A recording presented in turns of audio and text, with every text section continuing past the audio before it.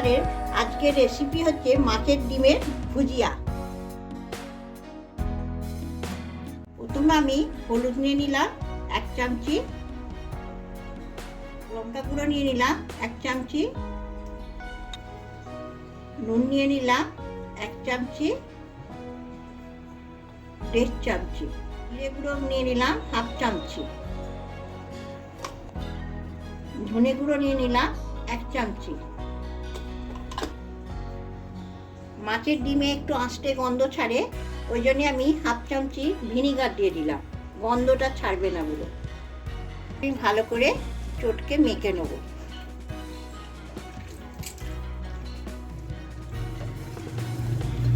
আমি ভালো করে মেরিনেট করে নিলাম, করে 5 মিনিটের জন্য রাখছি।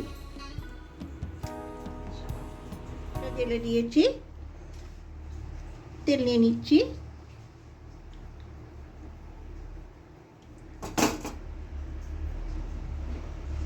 আমি এখানে দুটো পেঁয়াজকে একদম ছোট ছোট করে কুচিয়ে নিয়েছি। পেঁয়াজগুলোকে লাল লাল করে ভেজে নেব।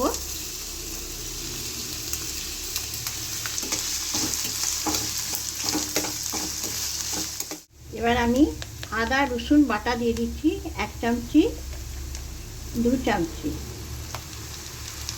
একটু মশলাটা বেশি করে দিতে হবে।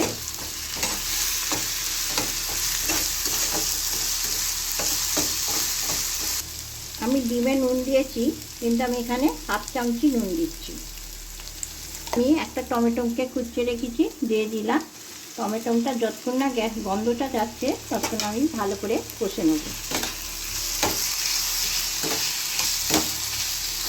এটা একদম মাখা মাখা পোড়া পোড়া হবে, একদম ভুজিয়া টাইপের হবে। মেখে রেখেছিল মাছের ডিমটা দিয়ে দিলাম।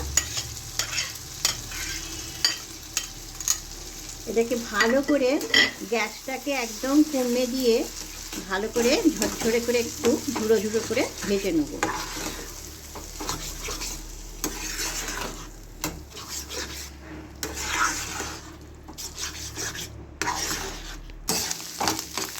দেখুন ডিমটা কিরম ঝুড়ো ঝুড়ো হয়ে যাচ্ছে। এর আগে রেসিপিটা আমাকে সাবস্ক্রাইব করবেন, লাইক করবেন, কমেন্ট করবেন।